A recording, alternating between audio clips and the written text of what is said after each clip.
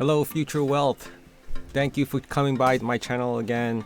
Today I'm going to be talking about dividends. I just finished reading, or I finished listening to two different dividend books on Audible, and it was very interesting to learn, obviously, new things. A couple other things I've done, and I did a lot of research on this. This one article from Dividend Ninja, it has kind of like put everything into perspective, so easy to understand if this was to fit on a single page, it probably can on a single page. So when I first was reading, and I'll probably, I'll put the two books, I'll list the two books that I finished as well.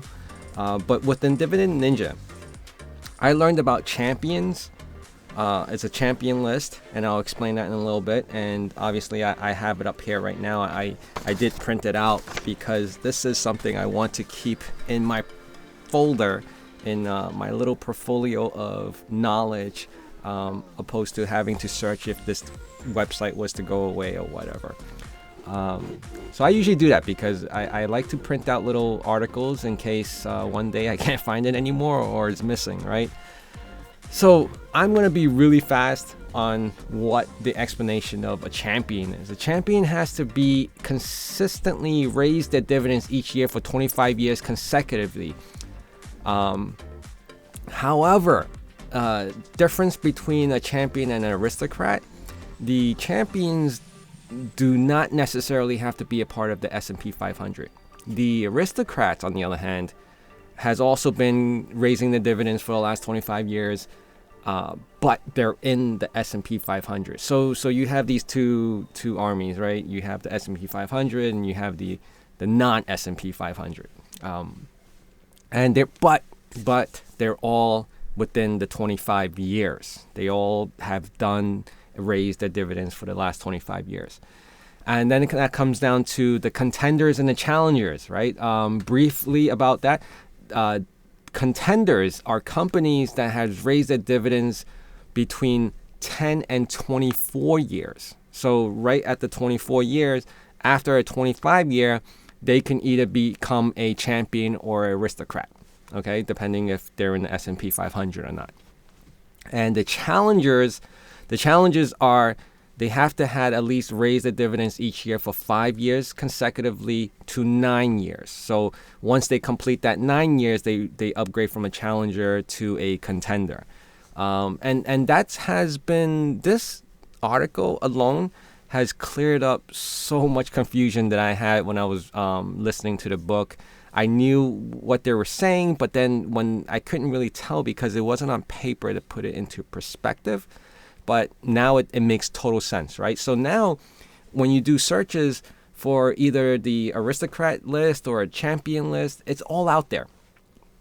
It's all out there. So I did something because, in one of my other videos, I mentioned that my wife and I, we opened up a Roth IRA for her. And I was planning to use that as the sole basis for a portfolio of strictly all dividend stocks and see how much I can build that for the next 20 years. Obviously, it's a long way out, but time really flies, when you're having fun, right? So what did I do? I took a whole bunch of lists, but I'm going to show one example that I did right now, which was I downloaded the 2021 aristocrat list. I put it into this spreadsheet, right? I just copied the company and the ticker and the amount of years that it's been in existence. And then I did my my formula for the intrinsic value that I also did in one of my other videos. I'll post that in the description as well, and how I got this chart, or how the other YouTuber that was so gracious to gift me, not me per se, but gift us the ability to find the intrinsic value of a company with his Excel formula. Okay, so the three blue columns, you can see that it was they're static across. That was the formula being used for the intrinsic value at the time when Benjamin Graham, that was his value for determining this. Okay, so I'm not going to go too much into how I got these numbers. That's basically what the formula is consisted of. Okay. The AAA bond yield is straight across 2.88 because I did them all in one day. I literally sat yesterday all day going through the numbers. So I went to each company ticker on Yahoo Finance, and I got their EPS, their earning per share. And I went down the entire company list of all of these 50 or so, 52, so 51 companies. Okay, and now these are just the aristocrats. There's more on the champions list. I did a few for the contenders, and I also did a few for the challengers. There's really good ones in there. Outside of this list, there's other, there's Costco, there's Best Buy, there's a whole bunch of other ones that I did. That offers decent dividend, and they have been increasing consecutively. So, but they haven't had their long streak as 25 plus years. So you can see all the years here. We have 3M that's been around for the last 59 years offering dividends. So it's definitely a very stable company, right? So with that being said, the AAA bond yield 2.88, intrinsic value. Now, how do we get this value? This value obviously is just a formula of across the previous cells. Okay, so again, and then I put in the current price. All right. Oh, I actually skipped one. The growth of 5-year is actually in the Yahoo, like in the ticker itself, and there's a tab. I could show you right now. Just actually, hold on one second. I'll show you right now. We can do MMM stock, right? So, and we'll pull up the Yahoo. I'm more familiar. I like the Yahoo one better. So we have 3M, and I took the EPS from here, 9.25, which is still same from yesterday. Didn't change. I also took now, and then of course you can see here the dividend payback, which this is very nice one for the stock price, right? And then how I got the 5-year growth is in the analysis, and it's in the next 5-year. 6.99. So they're anticipating it to be 6.99. The last previous year has been 5.98, and you can see the different percentages, right? So that's basically how I got this. Okay, so I went to each ticker and I got that. So for 3M, for example, it's a buy. It's green. Why? Because the current price is below the intrinsic value, and because of that, you're on upside 11%. And, each company obviously offers a different dividend and different dividend yield. So, and then there's a lot of other gurus out there that can explain that better than I would. But I'm not. This scope of this video is not to go through explanation of all the different what do you call it? All the different items of a purchasing a dividend. My thing on what I wanted to show here was I put one and one together to see if these stocks, from this list of the aristocrats, what's a buy currently and what is not. So right now you can see that I have 3M as a buy, I have Aflac as a buy, Chevron, actually no, not Chevron, sorry, it's Cardinal Health. And then Cincinnati Financial, Emerson Electric, Franklin Resources, Leggett and Platt. I don't even know what they are. Lowe's was Leggett and sorry, that's not a buy. That's a sell. Lowe's is a buy, and Procter and Gamble is a buy. Sherwin-Williams is a buy. And then you can also, based on your funds, you can see the current prices of the stocks, and obviously that's going to fluctuate on the day that you actually make the purchase, not on a static list like this. I don't have the ability to make a running list from my Excel spreadsheet to pull from the live data to see how much it costs now. That would be great if I can. Target is a buy and T row price is a buy. Okay, so then how do you determine? I mean, it's not a hell of a whole lot here as far as that buys compared to sell. I mean, I wish there were things that I would want to buy. Kimberly-Clark, Johnson & Johnson, Hormel Foods, Genuine Parts were all ones that I wanted to consider to buy. Even McDonald's. I mean, I currently have McDonald's, but I purchased it a while ago. Pepsi, I wanted to buy. Procter & Gamble is a buy. So there were ones that I do want to buy, and then there's ones that I because it's not a good time to buy because it's overpriced a little bit, I'm considering, obviously I'm using that as a factor to not make that decision right now. Maybe later on. Black & Decker is a buy, and at first I was like, oh, Black & Decker, that's like the cheapest thing that you can buy as far as tools, right? But then I read that they, as I did more research, that they own DeWalt and they own Bosch, and if you go to Home Depot and you go to Lowe's, you know what brands are good in as far as power tools. So their brand, when you see DeWalt, and when you see Bosch, So even though I have this list now and I know what to look for and what not, that doesn't stop there. I have to go into each company to see what I looked at a few so far. Their balance sheet. Are they in debt? Right? Usually if they're in debt, they're in a negative EPS. But then you have to see why they're in a negative EPS if you want to dig that deep. So I ended up, going right now, I looked into, the income statement, right? So let's just see, for instance, 3M, for instance. We go into their financial really quickly. And you can see their revenue. So one line item that I look right away to see where they are is the net income.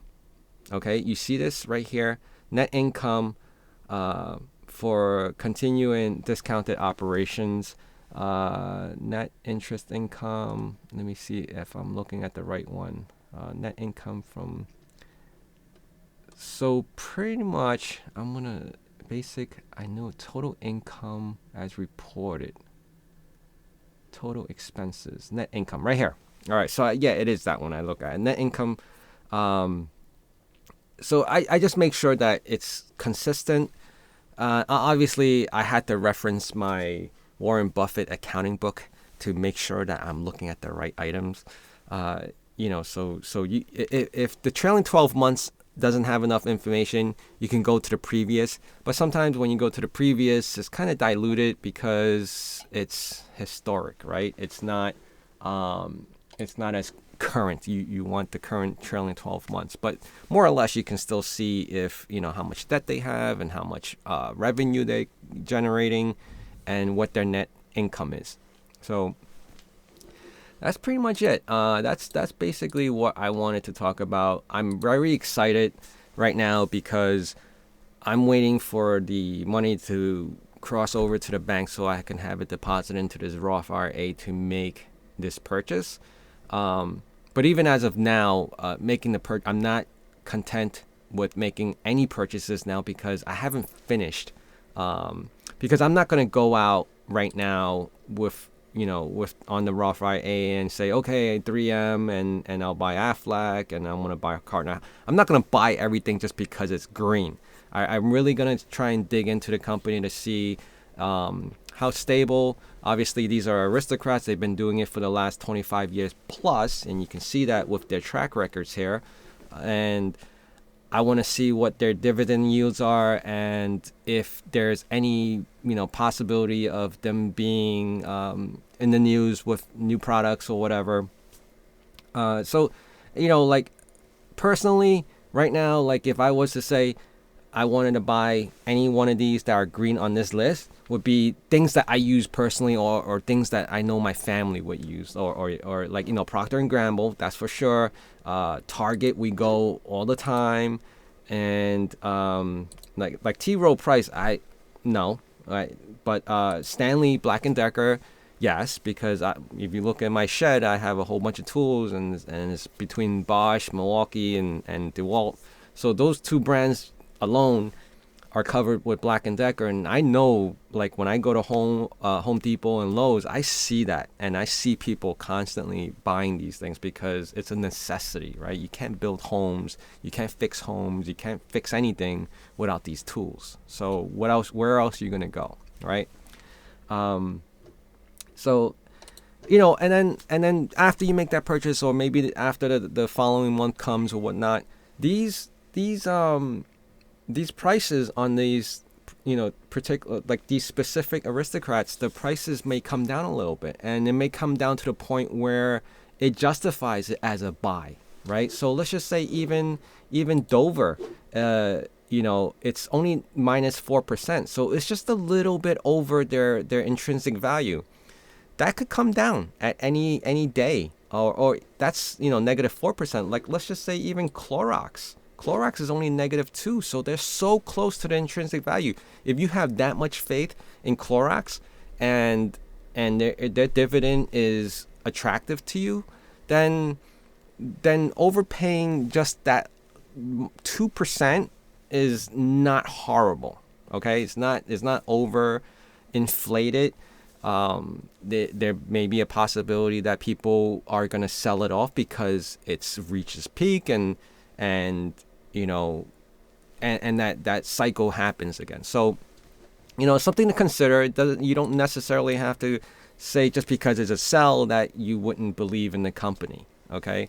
Now, the ones that I probably wouldn't go too crazy about, with the higher negatives, like Cincinnati, that's Chevron. Chevron jumped tremendously because of the move that Warren Buffett made. So it made the headlines, and obviously it's going to be priced a lot higher because people tend to follow a herd mentality. They follow the trends. Now, if I didn't know any better and I didn't do this, I was like, oh, Warren Buffett is buying it, I should buy it too. I wanted to show you guys a little something that I purchased. I actually bought this. It's just a Jell-O. This is from the 2017 Berkshire Hathaway shareholder meeting. I thought that was pretty cool. I actually have a fascination with these shareholder gifts that Warren Buffett gives out as well. I also have another one. I have a bobblehead of Warren Buffett in the Omaha baseball Coca-Cola shareholder meeting that he has as well. So I'll cut this. This is it. I just wanted to show you guys this, and this is what I've been working on. I haven't made the purchases yet. My next video will probably document or I'll explain what drove me to make the purchases that I did in regards to whether it's going to be the aristocrats, the champion, the contenders, whichever list I choose them from is going to be with reason. I'm not speculating on any of that because it's going to be something I need to hold on for the next 15, 20 years, and it has to be a decent return. All right. Thank you guys for joining me again. Bye.